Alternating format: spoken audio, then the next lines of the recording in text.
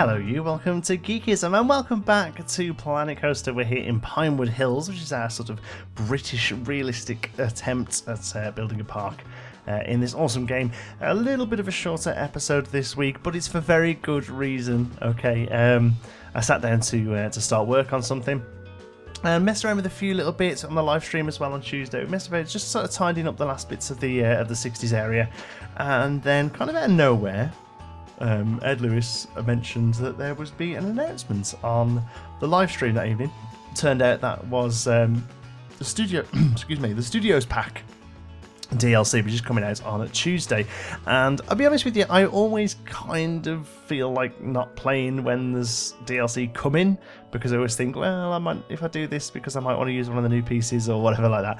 But especially with this Studios Pack, it's almost like it's built for us. I know we've joked a lot in the past about having sort of a realistic pack, sort of a budget version of a DLC, but Studios seems like probably the closest thing we're going to get to it. It's got loads of new lighting, it's got loads of like barriers and signage and backstage stuff and technical stuff, and I think it's really, really going to be a great pack. Probably the best of the three so far, I think. But the other thing is, it's going to be really good for a lot of the stuff we need to finish off the Googie area. So I thought, you know what, I'm going to leave it for a little while, come back and finish it off next week using the new stuff, like some security lights and dumpsters and all things like that I think are going to go great, and also cars and traffic lights, and we want to have a redo at the parking lot, and also like a bus type ride that you can use as a transport. It's built to be like a movie backlot ride, but here in Pinewood we're going to use it as a car park bus transport. So we're basically going to have a bit of a re-go at all that frontal area, and then also all the backstage stuff of the 60s area that we're still going to finish, and probably other bits throughout the park as well. We're going to have one of those sort of retrofit episodes where we go back and stick all the new stuff in. So I thought this week, rather than just not have a video, I'd come in and just kind of have an hour or two playing with something that doesn't really need the studio pack to get started, at least. And it's the other end of the boat ride in the lake. So we're totally curveballing it. We're completely coming out of here. This area probably wouldn't have actually been built until something like the 90s, so we may well just dump this down and then leave it and come back to it later on. But basically this is going to be a much later development when the park is much more established, has a much bigger budget, and also realises that it has to kind of up its theming a little bit. And the main reason I wanted to do this, I'll be honest with you, I've been at Alton Towers this week for opening of the Wicker Man, and it's kind of made me sit down and realise that, you know what, even the UK parks are really starting to pay attention to theming now. The Wicker Man is a really great themed ride, really great overall experience. It has a really fantastic pre-show, really great queue line. The shop is fantastic and really well detailed on the way out as well. There's music all the way around. The coaster itself is pretty good, but everything else makes it such a better experience, and you can really tell that a good chunk of the budget has gone into theming the ride and the area around it. And it's definitely something that we're seeing more and more happen with parks in the UK, where they're spending a bit more time. It's not just a coaster plonked down on a lump of grass. They're actually spending a bit of money on theming and sort of near misses and all that sort of stuff. So that's something I want to try and bring into Pinewood as well. So this is a little bit out of the sort of sync, unfortunately. But it's just because I wanted to put something down this week and have a video for you. But I didn't want to go back and do some of the detailing stuff, because I really do feel like the Studios Pack is going to be very useful for that sort of detailing. So, like I say, this is the sorry for knocking the mic. Then I'm all excited. This is the other side of the boat ride. And the reason we're doing this is one of two reasons. One, I really want to use some of the adventure pack. It's something we haven't really done much of in the park. And also, this boat ride, the boats, although they're relatively low theme, they obviously have an adventure-y kind of look to them. You know, they have the sort of steam pipe out the back, and some bits of rope and things hanging off them as well. So I wanted a reason for them to look like that. The obvious reason being that the area they're going to is adventure themed. So I'm building this station as a kind of like a generic adventure outpost kind of building, and although I'm theming it relatively heavily, to be honest, it's probably going to be the most heavily themed area in the park, I think. I'm still keeping it relatively simple. If you actually look at the items I'm using, it's lots of wood, rope, and then these pieces here, it's basically stuff, and this stuff it'd all be like bolted down and I look at putting some tiki torches here, but I actually changed my mind because you know what? They wouldn't have those. They're too much maintenance. Those are. So we'll actually end up going back and putting some relatively plainer lights in. So even though the theming is pretty high, the budget is still relatively low because it's still just a lot of wood and rope and planting. And again, I've taken this directly from Alton Towers. It's pretty much their remit, their theming. Apart from Smiler, that was a bit out of the loop.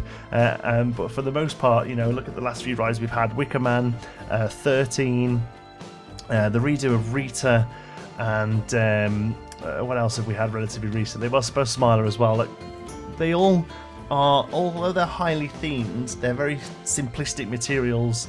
It's wood, it's rope, it's a bit of rock work. You know, with Smiler, it's basically just metal and concrete. So they've got a really good eye and a really good ability to highly theme an area but still keep the budget relatively low, I imagine, compared to something like Disney where there would be animatronics and all that. You know, compare this to something like Islands of Adventure or Animal Kingdom, where they have really highly themed areas with loads of moving parts and animatronic parrots and all this sort of stuff. Here I've tried to keep the theming high but still cheap, so I hope that comes across. Let me know if it does. Let me know if you think this is a bit too themed. I think it probably is.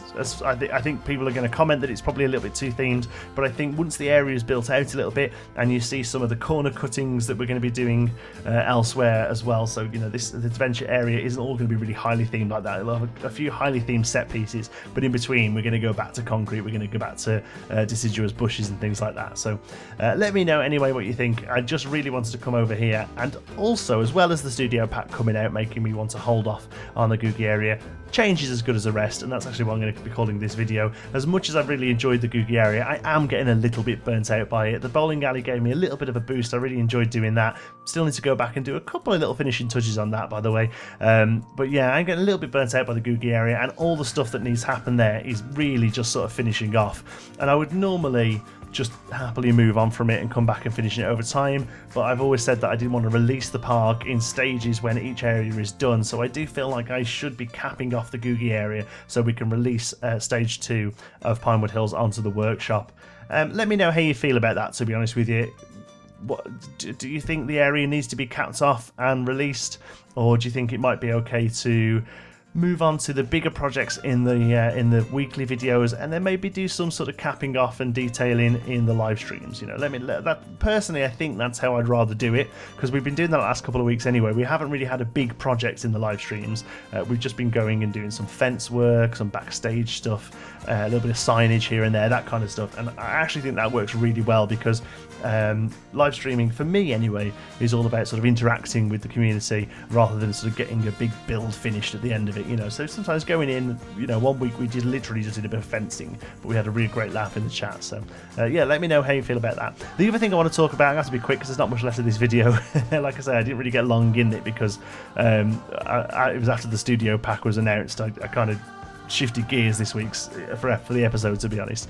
One thing I wanted to talk about though is that Parkgasm is now a thing. Parkgasm is my second channel. The Geekism network, so to speak, is branching out. I've done a few park and theme park vlogs on the channel on Geekism already. Last year we went to Alton Towers, Blackpool and Lightwater Valley.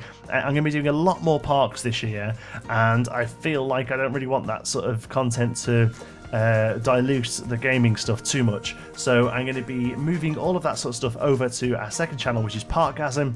There's not going to be loads of content on there because to start off with, it is literally just going to be when I go and visit parks, but I've got about 8 or 9 parks lined up this year throughout the UK, and also a trip to Efteling in Holland as well, so we're going to be doing lots of content from all that over there. There's a link at the top of the description. Head over there, click subscribe if you're into your theme parks, you want to check out some vlogs, some POVs and reviews and things like that. That's where you'll be able to find it. Thank you so much for watching. I hope you've enjoyed it. If you have, you can give us a like. It really does help out the channel. And if you're not already, don't forget to subscribe. Any thoughts, queries or suggestions, you can pop them down in the comments, and if you fancy chat, you can find me on Twitter. Just before I sign off, regarding Studio Pack, we'll be doing a overview video on Tuesday when it launches. Our Tuesday night live stream will be a deep dive into the pack as well. We'll have a real good look around all the pieces, and then next week hopefully we'll have a much bigger Pinewood Hills episode where we go and put all that cool new studio DLC into the park and really get the most out of it. Right, thanks very much for watching. I'll catch you in the next one.